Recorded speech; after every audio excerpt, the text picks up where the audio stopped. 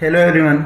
Last video में बेटा हमने बात कर ली थी about economic importance of the bacteria. ठीक है, जहां पर हमारा यू बैक्टीरिया लगभग कंप्लीट हो चुका है।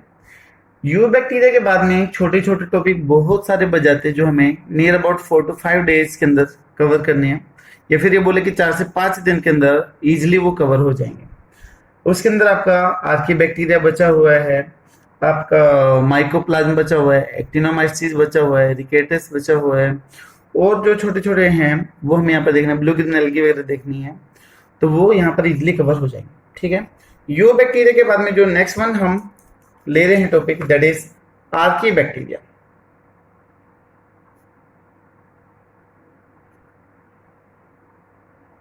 आर्की बैक्टीरिया, ठीक है, काफी इंपॉर्टेंट टॉपिक है, कंपटीशन एग्जाम के लिए क्वेश्चन बनते हैं इधर से। आर्की बैक्टीरिया की अगर हम बात करें तो बोलते कि this one is the most primitive organ on the earth, यानी कि तब से इवोल्यूशन हुआ है तो धरती पे जो सबसे पुराना ऑर्गन माना जाता है वो आर्की बैक्टीरिया ही माना जाता है। ठीक है, तो it is most primitive, primitive का मतलब पुराना, organism present on earth,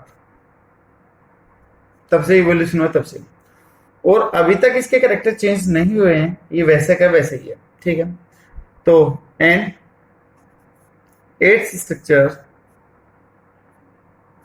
still does not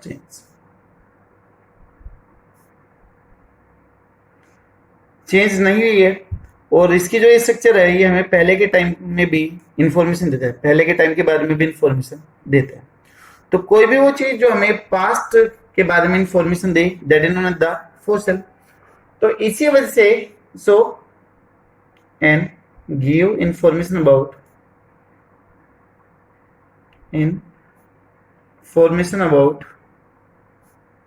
about past, so known as, इसको हम बोल देंगे दैट इज लिविंग फॉसिल। रुकिए भाई, एक बार ब्लैक पेन देख लेता हूँ। So known as living fossil, इसको लिविंग फॉसिल इसलिए बोलते क्योंकि पहले धरती पे सबसे पहले आया था और अभी भी है, तो हमें पास्ट लाइफ के बारे में इंफॉर्मेशन देता है, तो नोन एज लिविंग फॉसिल। और इसके क्या क्या फीचर हैं? This one is the gram positive in nature, gram positive bacteria. इसके अलावा it is non motile, non motile nature का, मूवमेंट जनरली नहीं करता है। इसके अलावा it can survive under highly extreme condition, जो काफी ज्यादा खराब कंडीशन है, जो बैड कंडीशन है, अनफेवरेबल कंडीशन है, उसके अंदर ये इजिली सर्वाइव कर सकता है। तो can easily survive in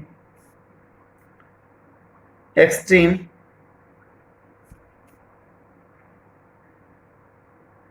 harsh condition, harsh condition बोल दे या फिर अनफेवरेबल कंडीशन बोल दे, तो बात एक ही रहेगी। ठीक है, और इसके कैरेक्टर क्या क्या है सेल के रिगार्डिंग, तो वो भी देख लेते हैं। इसके कैरेक्टर की जो इसकी सेल वॉल है that is not made up of the peptidoglycan, peptidoglycan की नहीं बनी होती जैसे यू बैक्टीरिया में बनी होती है। तो its cell wall is not composed of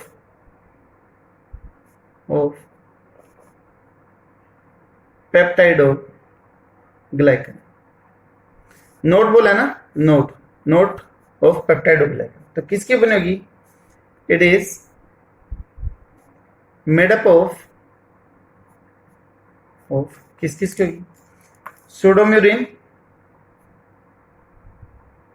सोडोम्यूरिन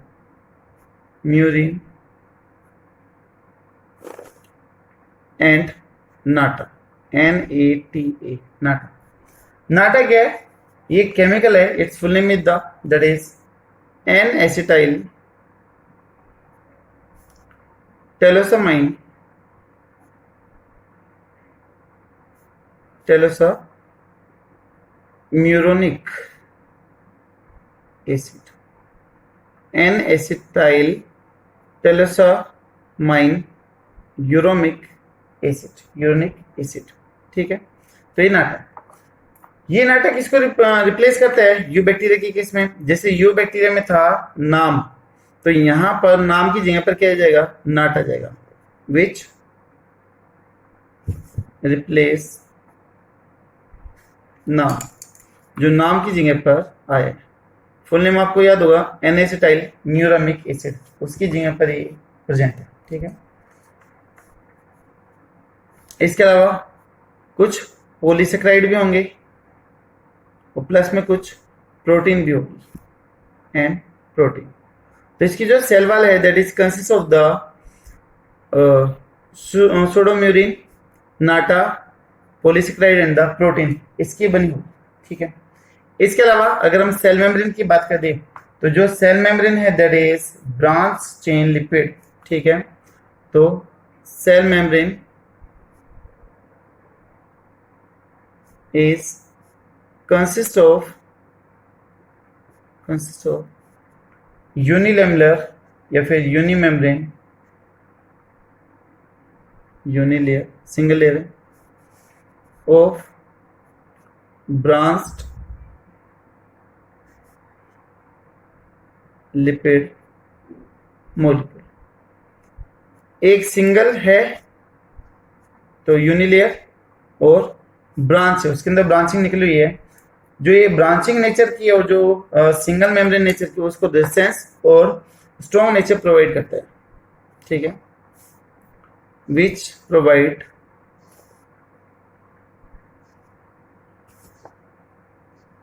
resistant nature and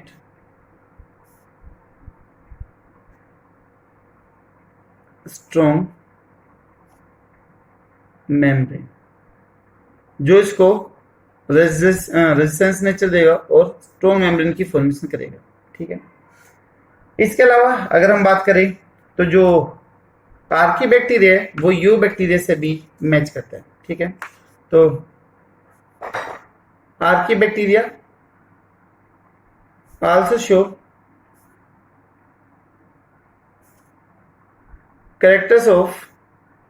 characters बोल दो या फिर रिजेम्बलेंस बोल दो विथ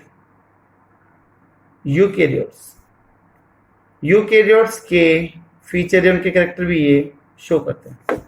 कौन कौन से शो करेगा वो चीज देखिएगा। पहला, इसके अंदर मिथियोनिन अमीनो एसिड होगा। जो फर्स्ट अमीनो एसिड है दैट इज मिथ्योनिन, और आपको पता है कि जो प्रोकैरियोटिक सेल होती है उसमें पहला अमीनो एसिड कौन सा होता है, फॉर्माइल मिथ्योनिन होता है, और जो मिथ्योनिन होता है वो किसमें होता है, यूकैरियोटिक में। बट आर्की बैक्टीरिया में जो पहला अमीनो एसिड आ गया दैट इज मिथ्योनिन। ठीक है, तो फर्स्ट अमीनो एसिड, ए का मतलब amino acid in protein synthesis. Protein synthesis में जो पहला अमीनो एसिड है दैट इज मिथ्योनिन। दूसरा पॉइंट आ जाता है दैट इज इंट्रोन। इंट्रोन होता है that is useless part in the DNA. ठीक है, जो नॉन कोडिंग होती है उसको हम इंट्रोन बोलते हैं। तो दैट इज यूजलेस या फिर नॉन कोडिंग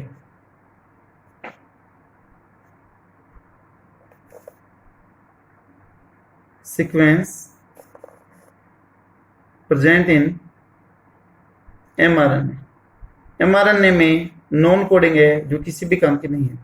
वो बोलते कि जो इंट्रोन है वो किसमें मिलता है, यूकैरियोट्स में मिलता है। प्रोकैरियोटिक सेल्स में इंट्रोन्स क्या होते हैं, अब्सेंट होते हैं। ठीक है, तो यहाँ पे मैं एक्स्ट्रा पॉइंट में लिख रहा हूं, introns are generally present in eukaryotes and absent in prokaryotes। But यहां पर एक्सेप्शन आ गया आपका आर्की बैक्टीरिया, प्रोकैरियोटिक होने के बावजूद भी उसमें इंट्रोन नेचर प्रेजेंट है। थर्ड वन आ गया character that is L amino acid. L का मतलब दैट इज लिवोरोटेटरी, इसमें ओनली एल अमीनो एसिड ही प्रेजेंट होगा, ठीक है, only L amino acid present. Levorotatory और डेक्सोरोटेटरी दो आपने पढ़ेंगे, तो इसमें सिर्फ और सिर्फ लिवोरोटेटरी ही मिलेगा, ठीक है। इसके अलावा कौन कौन से टाइप हैं बैक्टीरिया के? हमने बोला था कि जो ये आर्की बैक्टीरिया है वो ड्रास्टिक कंडीशन में सर्वाइव कर सकता है। तो आर्की बैक्टीरिया है वो 3 मेजर टाइप्स, वो देख लेते हैं।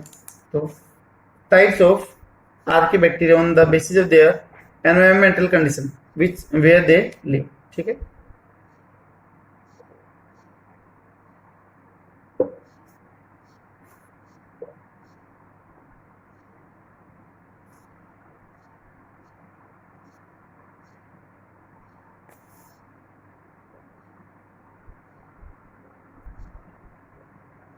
एनवायरमेंट के बेसिस पे कि ये जो बैक्टीरिया वो कहाँ कहाँ पर मिलेंगे, उनके बेसिस पे इसके 3 टाइप हैं।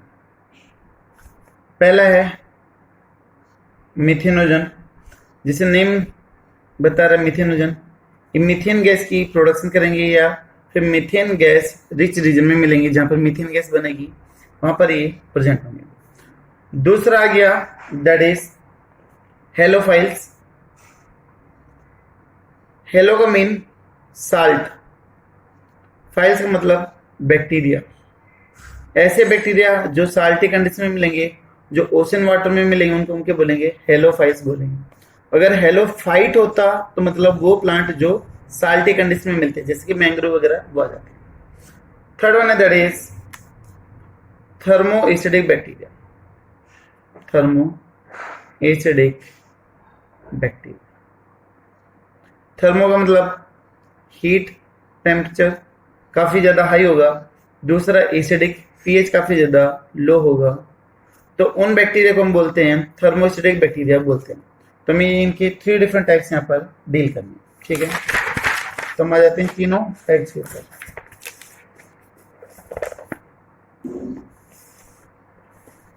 तीनों को कंपेयर कर लेते हैं, एक साथ में ज्यादा बेटर रहेगा, कॉन्सेप्ट भी क्लियर रहेगा और जो भी डिफरेंसेस है वो सारे के सारे पता भी चल जाएगा। तो फर्स्ट वन आ जाता है that is methanogen. Second one is the halophiles and the third one is the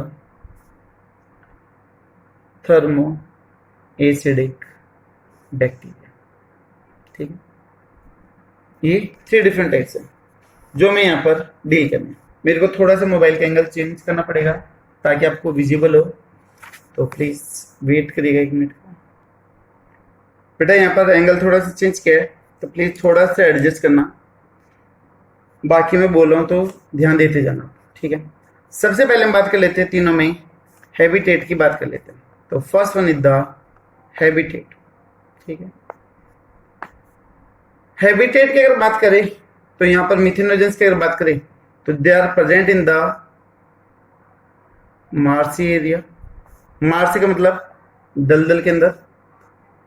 swampy area, cattle र्यूमन।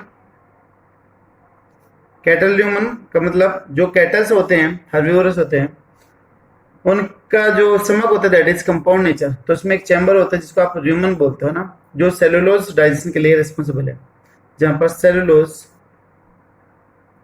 Digest होगा, दैट इज हैबिटेट। हेलोफाइल्स के अगर हम हैबिटेट की बात करें, इसके हैबिटेट की बात करें तो ये कहां पर मिलेगा? In salty lake, tidal pool या फिर सी रीजन के अंदर मिलेगा। तो प्रेजेंट इन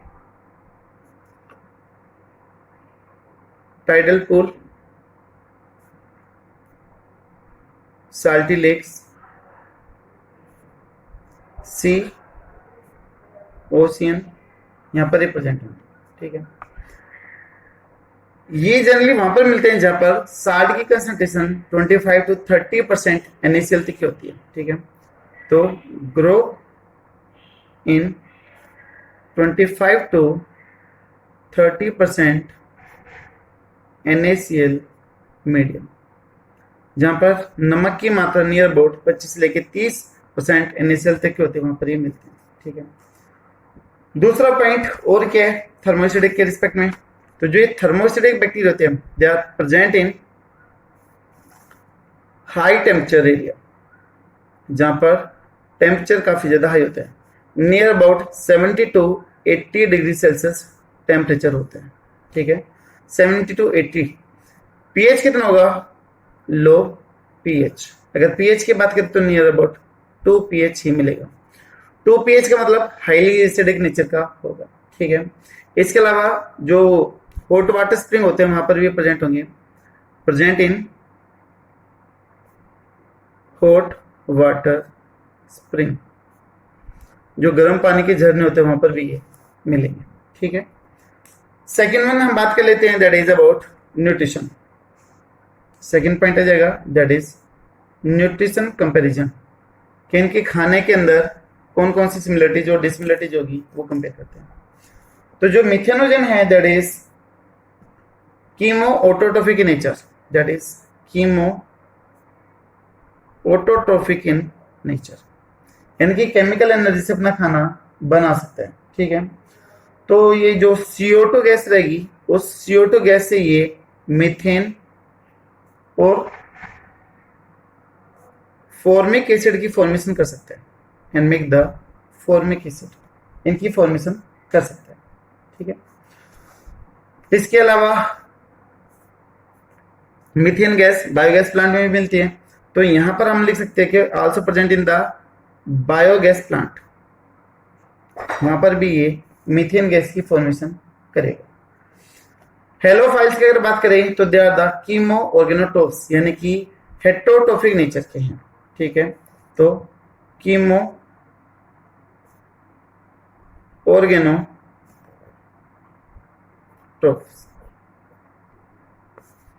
या फिर सीधा सीधा बोलते कि they are the heterotrophic nature, heterotrophic nature के। ठीक है, अपना खाना खुद नहीं बनाएंगे बल्कि कहीं और से लेंगे। ठीक है, तो ये क्या करते हैं कि एटीपी तो प्रोड्यूस करेंगे लेकिन उसको खाने की फॉर्मेशन में यूज नहीं करेंगे। ठीक है, तो यहां पर एक पॉइंट लिख रहा हूं स्पेशल, दे कैन सिंथेसाइज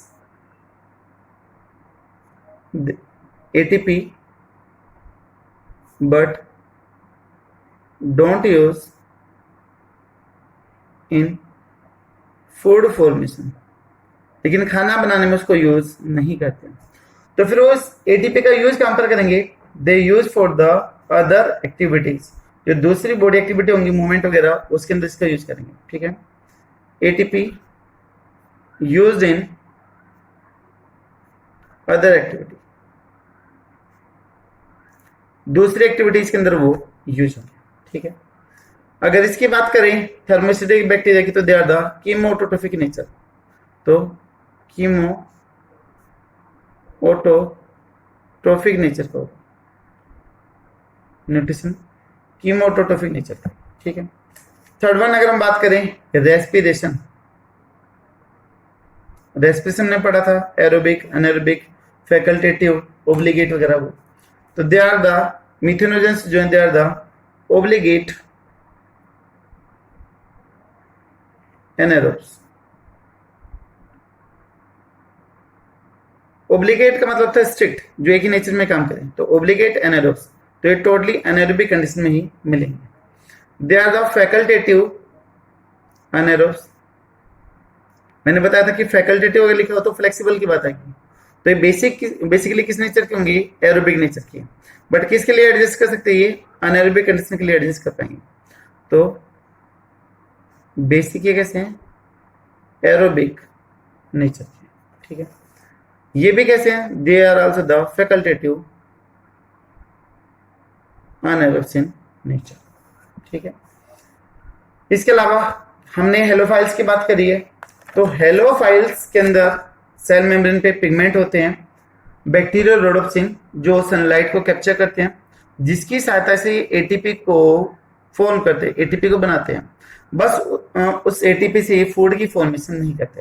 तो पिगमेंट की बात कई बार पूछ ली जाती है, तो यहां पर हम समझ लेते हैं। ये बैक्टीरिया हो गया हेलोफाइल्स, ये इसकी मेम्ब्रेन हो गई,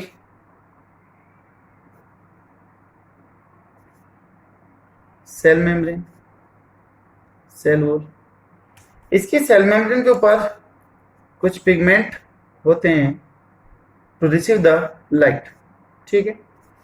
और ये जो पिगमेंट है जो लाइट को रिसीव करते हैं, these pigments are known as the bacteriorhodopsin, bacteriorhodopsin. ये जो पिगमेंट है bacteriorhodopsin, they capture the sunlight, ये सनलाइट को कैप्चर करेंगे, ठीक है। फिर यहां से किसकी फॉर्मेशन होगी, एटीपी फॉर्म होंगे, ठीक है। बट ये किसमें यूज होंगे, यूज इन मेटाबॉलिक एक्टिविटी के अंदर ये यूज होंगे, ठीक है। लेकिन इससे CO2 फिक्सेशन नहीं होगी, CO2 फिक्सेशन क्या रहेगी, एब्सेंट, खाना नहीं बनेगा, ठीक है। लास्ट में इनके एग्जाम्पल की बात कर लेते हैं कि इसमें कौन कौन से बैक्टीरिया जाएंगे।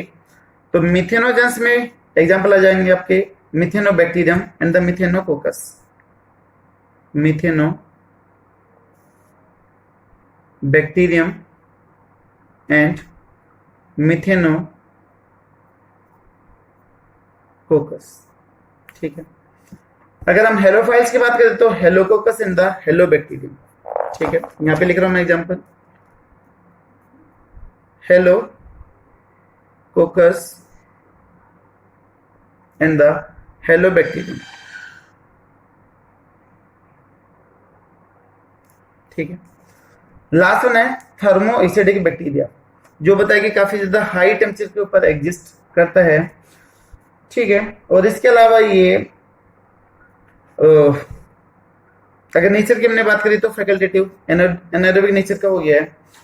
इसके अलावा ये जो सल्फर है उसके साथ में वाटर के मॉलिक्यूल को रिएक्ट करवाएगा, प्लस में ऑक्सीजन को रिएक्ट करवाएगा और यहाँ पर फॉर्मेशन कर देगा किसकी, H2SO4 की फॉर्मेशन कर देता है, ठीक है। H2SO4 that is the sulphuric acid है, that is king of the acid, और प्लस में निकलती है एनर्जी। तो देखो सल्फ्यूरिक एसिड बन रहा है, तो एसिड बनने से नेचर कैसे हो जाएगा, एसिडिक नेचर का हो जाएगा। तो यहाँ पर हमने pH वैल्यू की बात करी थी, that is only the 2 pH। तो उसका रीजन था कि ये जो थर्मोएसिडिक बैक्टीरिया हैं they can form the acid, different type of acid की फॉर्मेशन कर सकते हैं। अगर बेटा इसमें एग्जांपल की हम बात करेंगे तो आ जाएगा आपका पायरोकोकस इन द थर्मोप्लाज्मा। तो एग्जांपल आ जाएगा पायरोकोकस एंड थर्मोप्लाज्मा,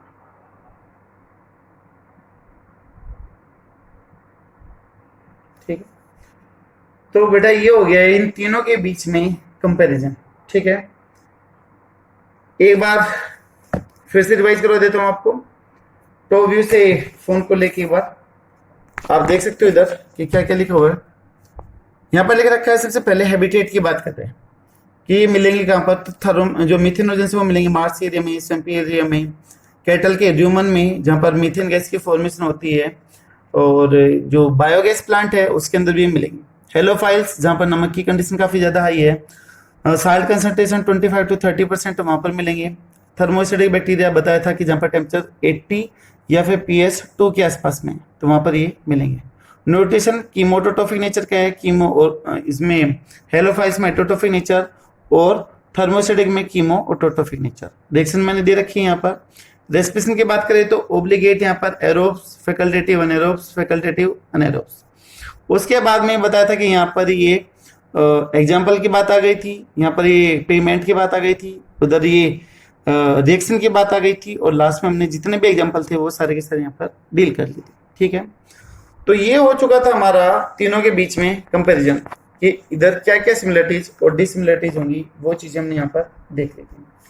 एक मैं आपको करवा देता हूँ डिफरेंस कि जो आर्की बैक्टीरिया और जो ट्रू बैक्टीरिया है, यू बैक्टीरिया है जिसको आप ट्रू बैक्टीरिया बोलते हो, उनके बीच में क्या क्या डिफरेंस होगा वो देख लेते हैं इधर, ठीक है। तो एक तरफ आ जाएगा आपका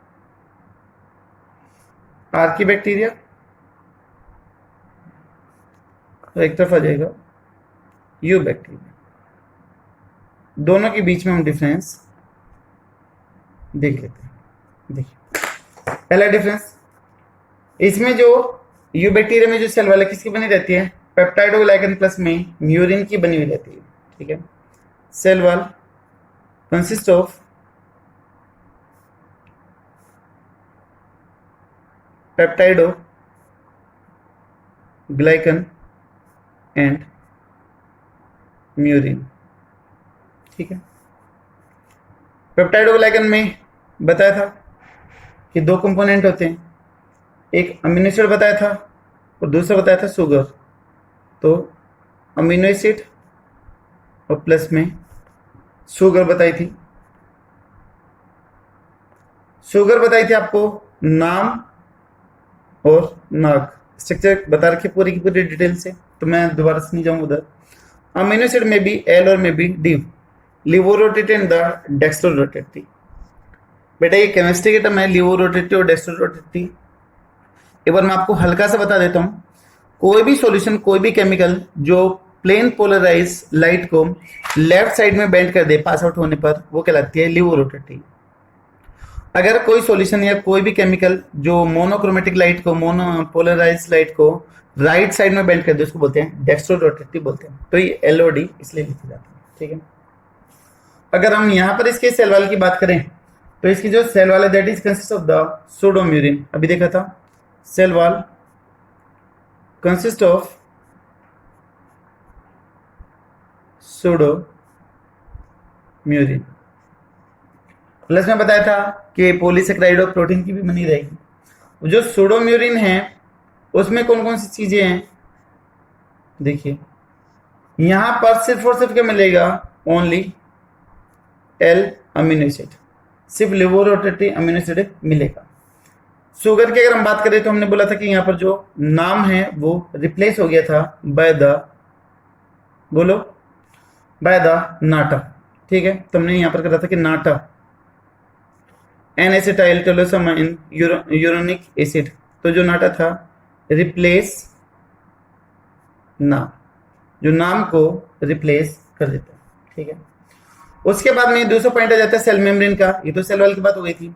सेकेंड वन है that is about the cell membrane. Cell membrane that is बताया था कि ब्रांच फैटी एसिड है इसके अंदर, तो द ब्रांच लिपिड मोलिक्यूल। और यहां पर सेल मेम्ब्रेन में लिपिड कैसे थे, लिपिड आर अनब्रांच है। इसके अलावा जो लिपिड का जो ये होता है हेड और टेल, तो ये जो रीजन है जहां पर हेड और टेल जुड़ती है, यहां पर होगा R O R group, that is ether group होगा, ईथर लिंकेज होगी, तो द ईथर लिंकेज।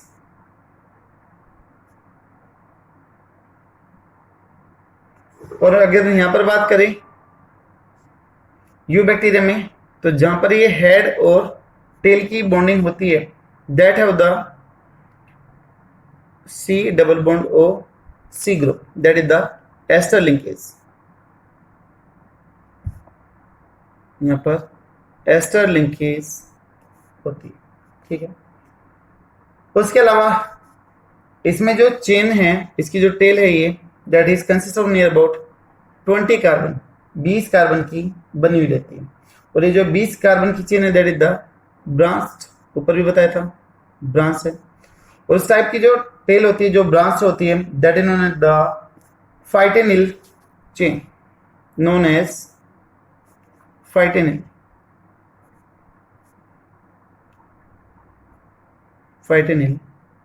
चेन कहलाती है।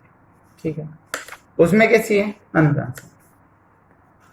नेक्स्ट पॉइंट, जो फैटी एसिड है, जो लिपिड के मॉलिक्यूल है,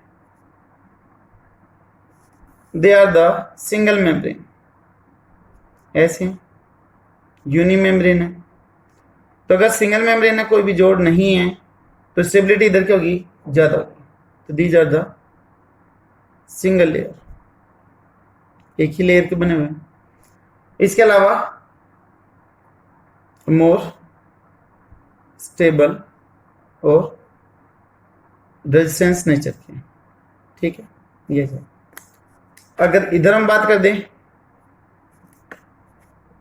तो जो लिपिड के मॉलिक्यूल हैं दे आर द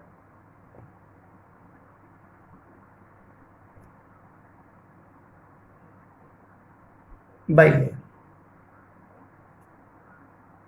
बाइलेयर है तो ये कैसे होंगे, लेस स्टेबल होंगे, ठीक है। तो दोस्तों ये हो गया है आपका आर्की बैक्टीरिया और यू बैक्टीरिया के बीच में कंपैरिजन, और उसके फीचर की हमने बात कर लिया।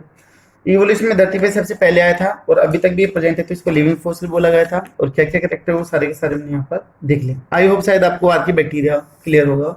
कंपटीशन एग्जाम के लिए आर्की बैक्टीरिया काफी जरूरी है। नेक्स्ट वीडियो में हम बात करेंगे about the blue green algae या फिर साइनोबैक्टीरिया बोलते हैं उसको, उसके बारे में बात करेंगे।